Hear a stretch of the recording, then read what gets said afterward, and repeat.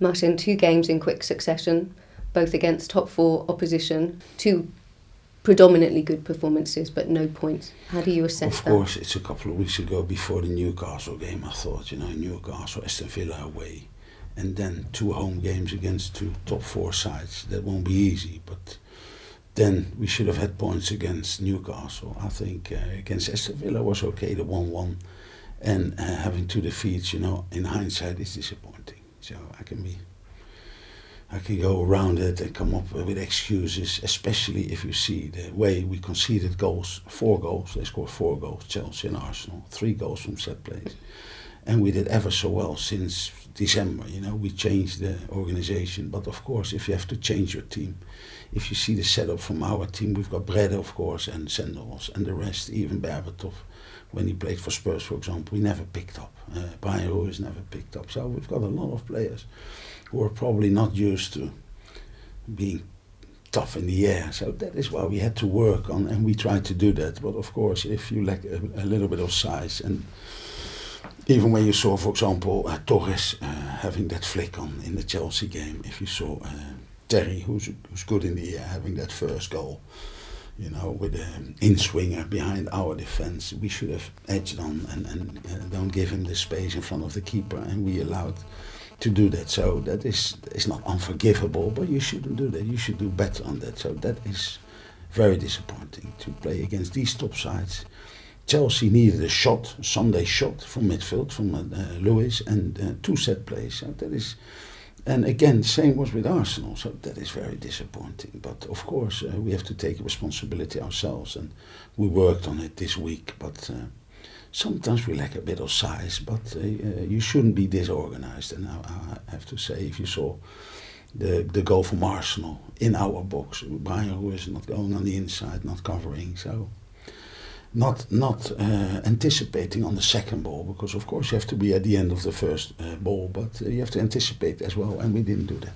But how telling was Steve Sidwell's sending off in that scenario? Having lost him for 3 games, you now lose him for another 4. I know that you've spoken to him internally. I'm not asking you to discuss that. It's a private matter. But just in terms of the football, how is that going to affect the remainder of the season? Of course, it's a private matter, but our fans should know that, of course, we talk to each other. And we said it last time, but last time, when he had his red card, I thought he didn't do it on purpose. And of course, this one was not intentional, but there's only 1 red card in England straight away, and that is a frontal tackle. So you should stay on your feet. And I've got 1 or 2 other players. Eno is a warrior. Frimpong, he had 1 or 2 incidents in his career, in his young career. So that is what I have to learn from.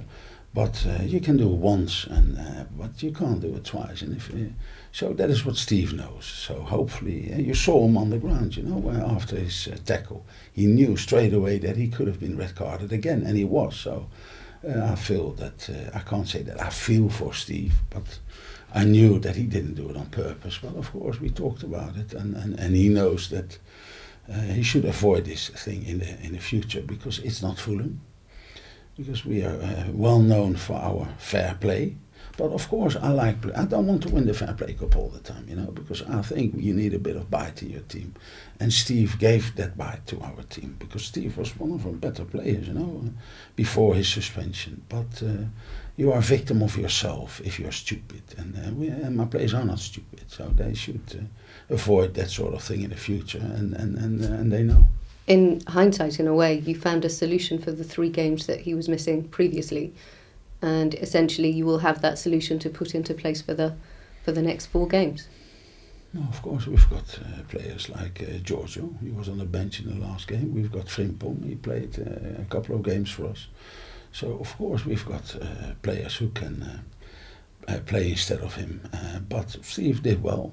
So I feel for Steve, but I feel for the team even more. But we've got the players to fill in, and we showed that, But you want to play with a settled team. We had a settled team, and we had to change that. Don't forget that our second bad spell started against Sunderland after the red card of Brede Hengeland.